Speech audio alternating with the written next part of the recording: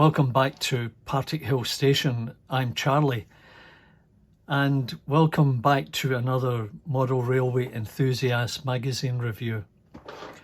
I hope you've been enjoying those reviews that I've posted in the last few weeks, and that you would enjoy these reviews today as much, and look forward to upcoming reviews of later editions. So today we're going to be looking at July and November 1999. So let's get started.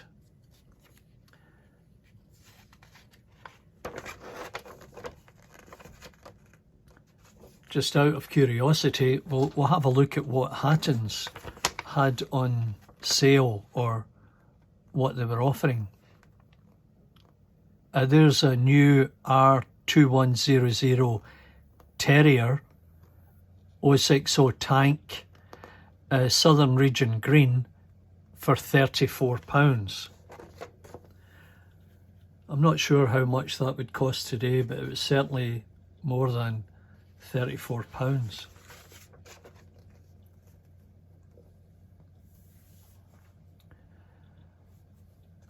So a few letters to the editor.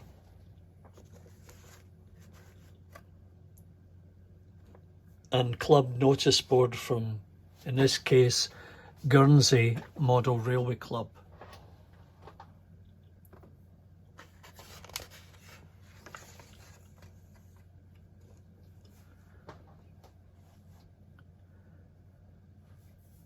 So in the new releases, they had the HM 4000 base unit for £57. That's nearly twice the cost of the Terrier. And the slave units were £27. That is just under what the recommended retail price of £34 for the Terrier was.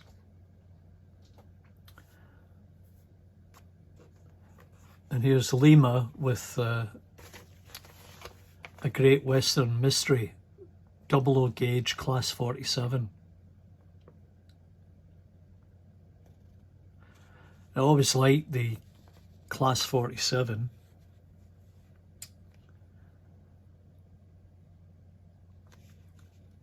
And it's got some lovely liveries.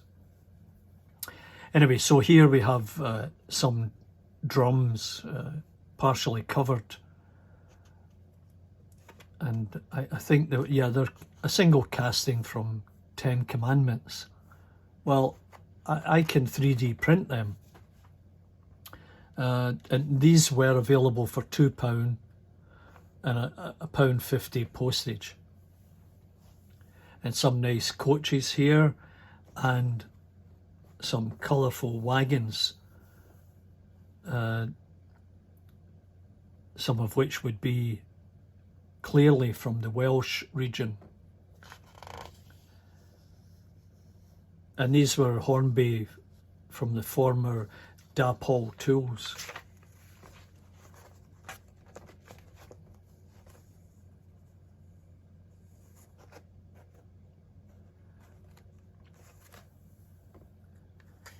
Buses, tram cars, more locomotives,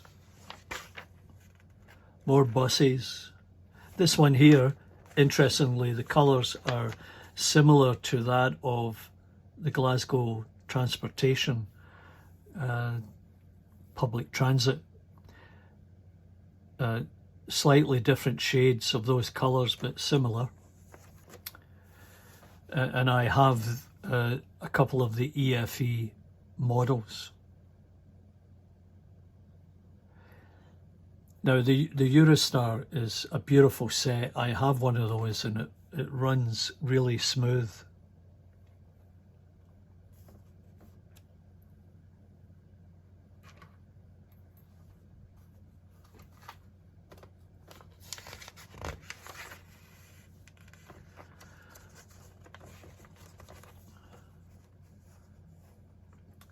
Buses and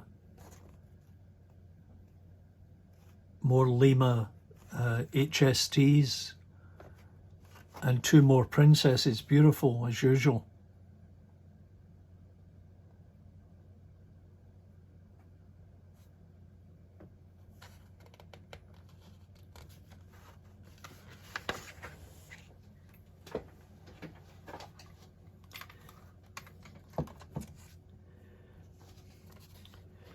And here's letters to the editor, someone asking for help.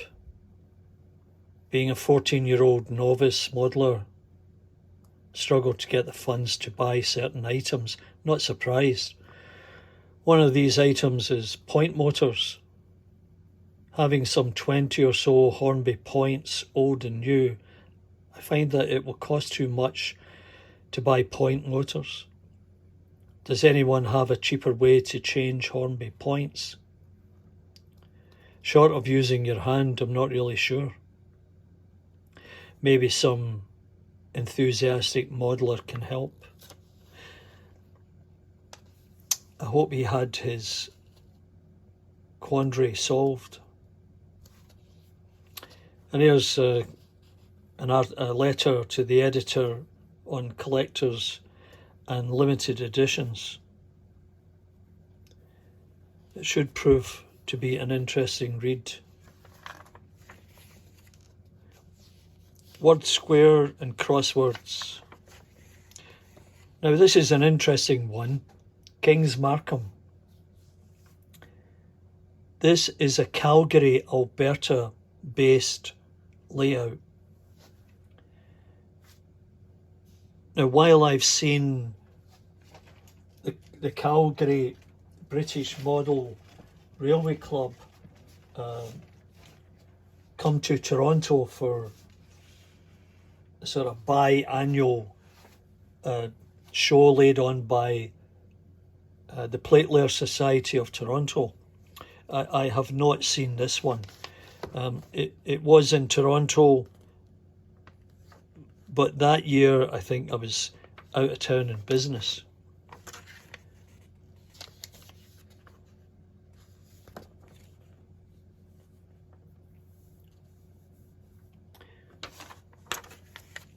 Very nice detail with the town scene here.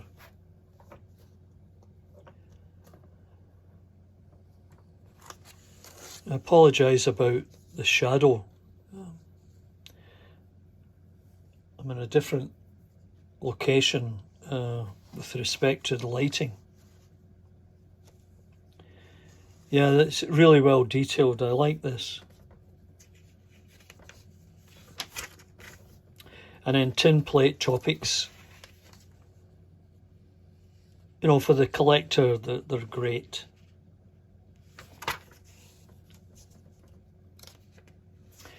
A BR 31 ton open goods wagon. I'm sure everybody would have a use for that.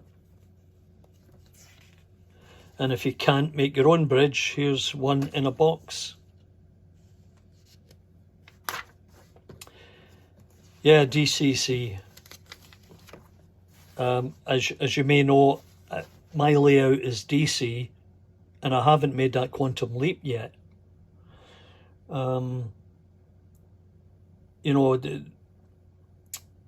the investment for the equipment to go DCC is substantial, especially when you've got, you know, 20 plus locomotives, and I'm sure you've all gone through the same situation. But this would be an interesting article for anyone wishing to go into that arena of technology. In fact, this weekend I had the opportunity of getting a couple of diesels, Hornby diesels, at a very, very good price. Unfortunately, it turned out they were DC and not DCC. And I had to turn the opportunity down. I just don't need to be buying any more locomotives. And it so happens that I've got a lens decoder. And I'll reread this article again. because it might give me the impetus to put that decoder into a locomotive. I'm not sure which one I would put it into initially, because I understand that they don't all work well with certain decoders, and a bit of research is required. Some N-gauge stuff, tiny. I'd hate to have them repair them. And there's the Patriot. That is a nice locomotive. In the various liveries of LMS, British Railways, Private Sykes. This one was introduced in 1991, and another LMS.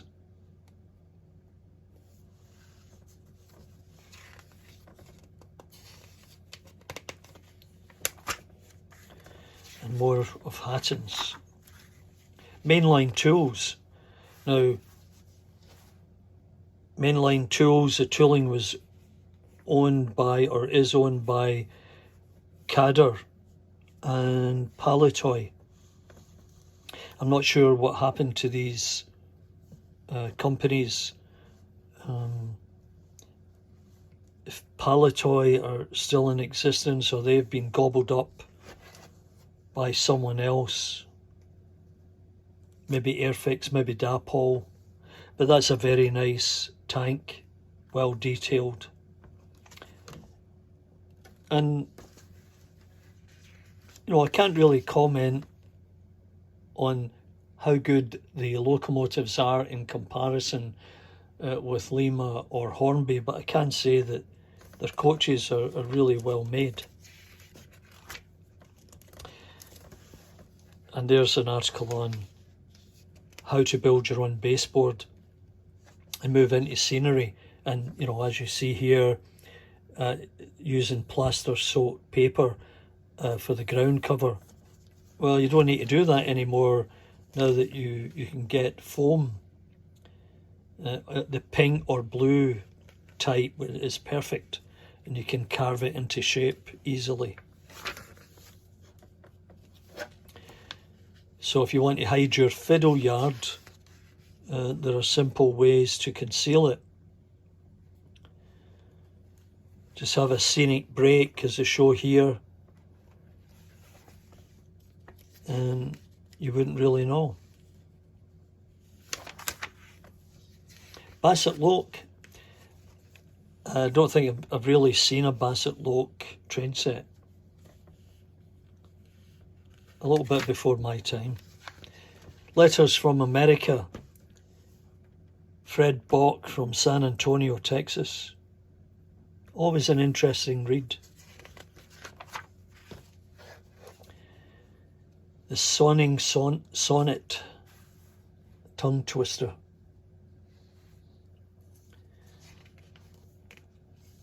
And Mark and Isambard Kingdom Brunel. What a tremendous feat of civil engineering.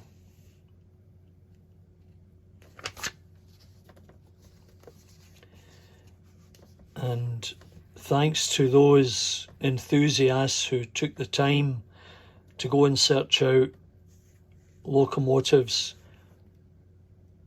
before they disappeared. Otherwise we'd never know what they looked like.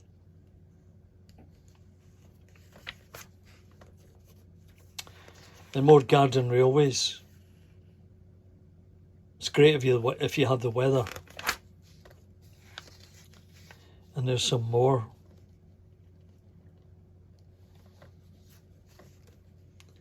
Yeah, it'd be nice sitting out in the garden watching the trains go by. Give you a sense of scale. You can imagine them being down in the valley.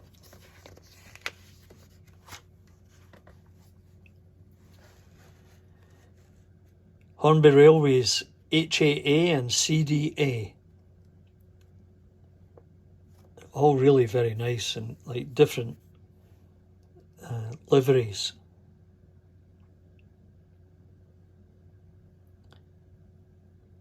and they were produced between 1980 and 1999.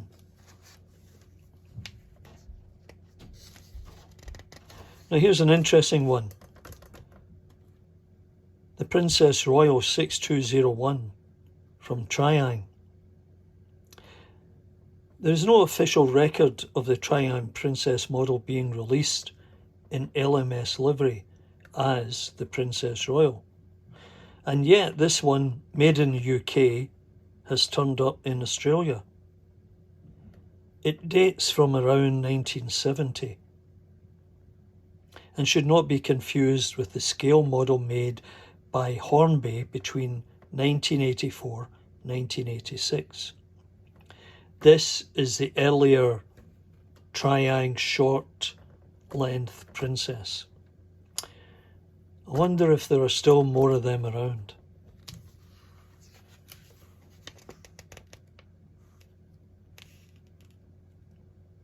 Other model makers are Merco, Palitoy, Hobby Time,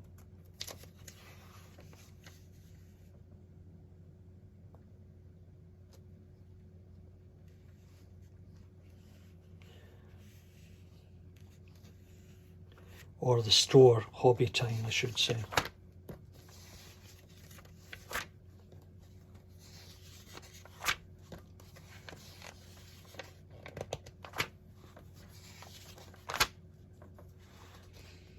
That's a nice setting. I like that. 3mm. I have enough trouble with 4mm doing repairs.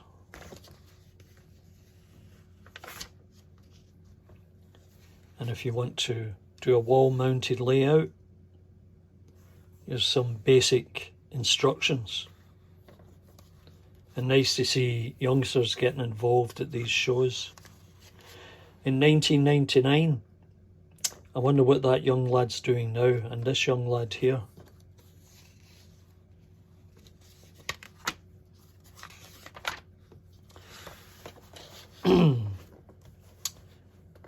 Now, that is a very nice model.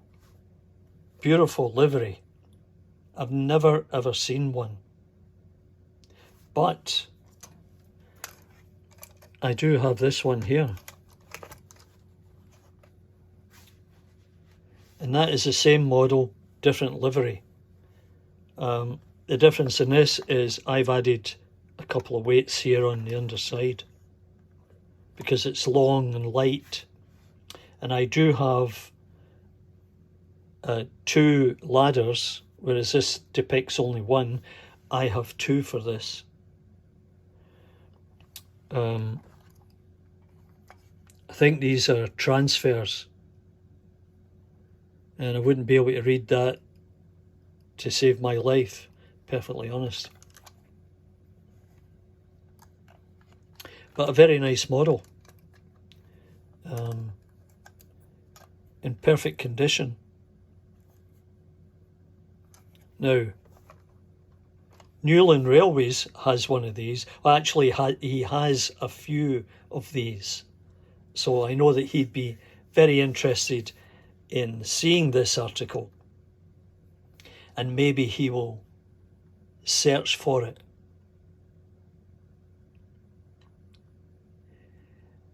It's thought there were about 5,000 of those made. And it was in the Triang Hornby range in 1970. And there were 9 different liveries. And that one was released in 1986. I wonder if you have seen any of these. And don't forget to drop me a note.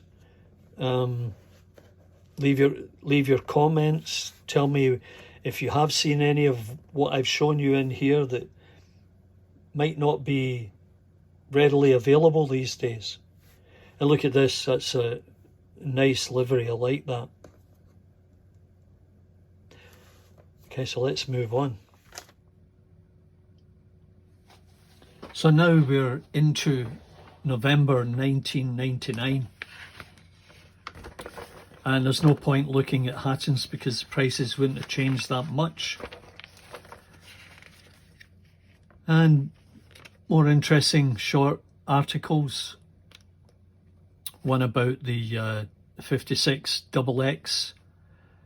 It'd be available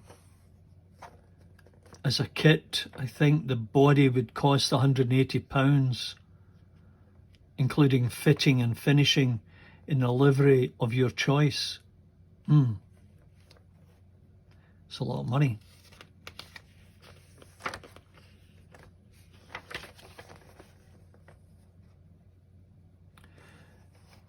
Now, I don't have any of these, but that is a beautiful livery. I saw them when I was in London around about 1980. Yeah, it really is a nice livery, that one, for sure. And lots of new 00 gauge locos from Lima, including a number of Class 47s. And it just so happens that I've got a Class 47. And I think this is one of the early ones with that sort of varnish finish on it, but it's broken. And I picked this up at a show some time back, a number of years ago. It has one of those motors that Barry Davis was raving about. Unfortunately, it's broken a few things. The side of the undercarriage is gone, and you know, it looks like there's one brush in there, not a brush in there, but I'm not sure what else should go on here. So if anybody knows what I require, where I might get those bits, that would be great, because that would add another great looking loco to my fleet. Anyway,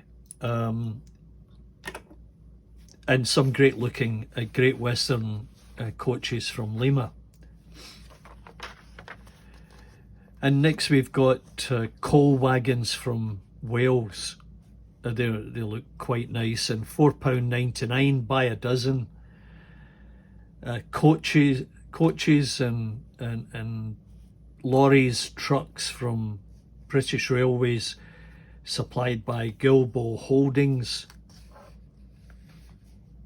£11.50, not bad, not bad. And a wonderful tank again from Bachmann. I think I have this one, or very similar. So well made.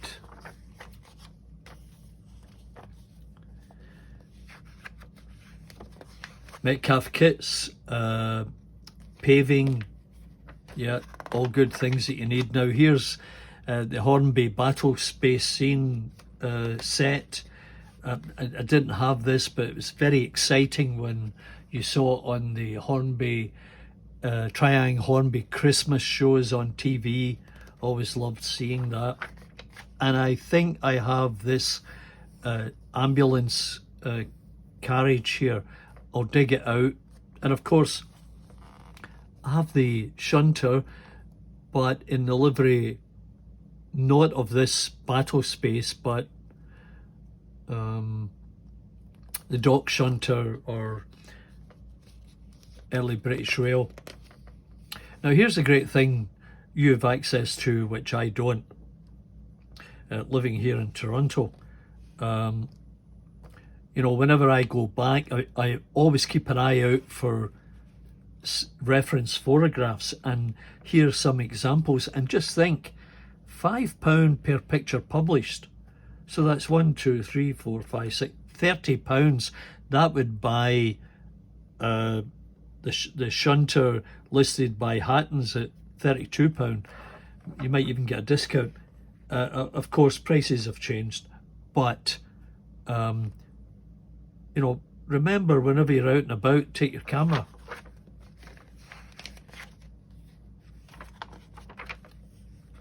Molds for people wanted. Yeah, this guy was looking for a G scale. I don't know anybody who does G scale, but if anybody does 00 scale, let me know.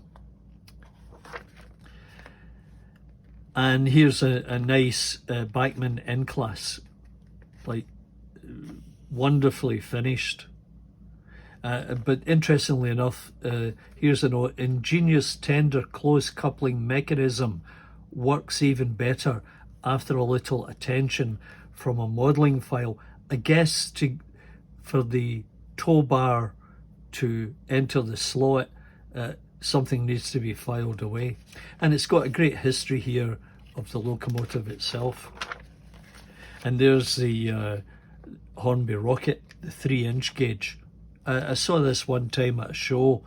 Very exciting to see it trundle around there with the steam coming out and water trailing around the track after it. Yeah, Bassett Loke, they're following up a story from 1946. And, you know, here's, interestingly enough, or ironically enough, Prince Charles locomotive. £5, 15 shillings and sixpence. But that was in 1951. How much did your average worker earn in those days to be able to afford something of that price? I think you had to be pretty well off. I know I never got it. And more tin plate. Clockwork. Haptens.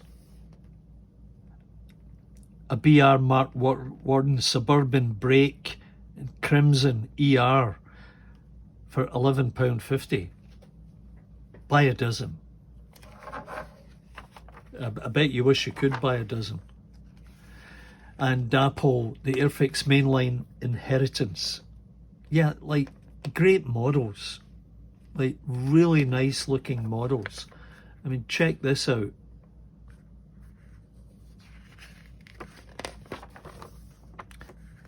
Appleby, Lincolnshire. Now, if anybody lives up round about Scunthorpe, maybe they know this layout. Maybe they can go and check it out. Take some photographs, send them in, post them. Let's see what that the Scunthorpe Model Railway Club are up to. I mean, it looks nice, great detail with the fencing and the flower garden, the lorry with the coal. Yeah, really nice work. See the garden here and the glass house. Now here's an interesting project. A Virgin Mark 3B driving van trailer. Well, I never came across these, but looks as if it's a pretty easy make. And I wonder if anybody's got one. Be interesting to know. Now here you go, from Harburn Specials. Class 26, BR Green livery, £47.95, or Class 37, 043, Loch Lomond, £48.95. I wonder what they cost today. I'm guessing with a discount just over twice that amount. Now here's an interesting thing. I've got enough of these wagons to make up 2 trains. And how about this? There you go, VAT 69, 5824, 5840, not far off. Haygates with Johnny Walker on it, 5833. There you go, 5833. How about that? Snap. I don't have this one, but I have the others.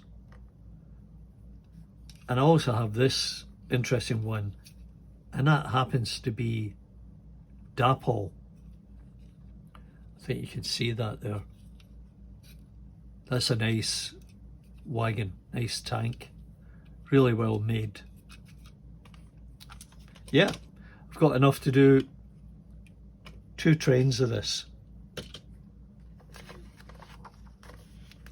And Metcalf models, well, many of us are grateful for Metcalf models for the wonderful kits that they've produced, and I have a few of them here. They really make your layout come alive. And always interesting to read the letters from Fred Bock in San Antonio, Texas. Fortunately, the antecedents are clear.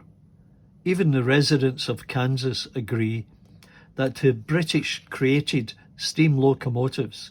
However, like New World monkeys, the offspring of primordial British steam migrated to America, where evolution took it on a very different path. Isn't that interesting?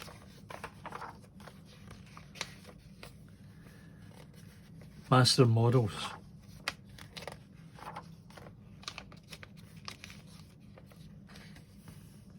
Collectors. Auctions. I believe in running trains. I don't have any that is a collectible. I'd rather just run them. But that's just my personal opinion.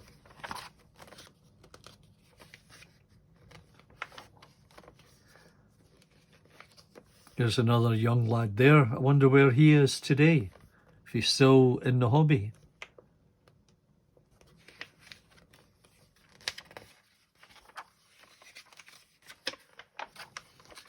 Your usual list of stores. I wonder how many of them are around. The Tootbury Ginny, Burton upon Trent. Are you still there?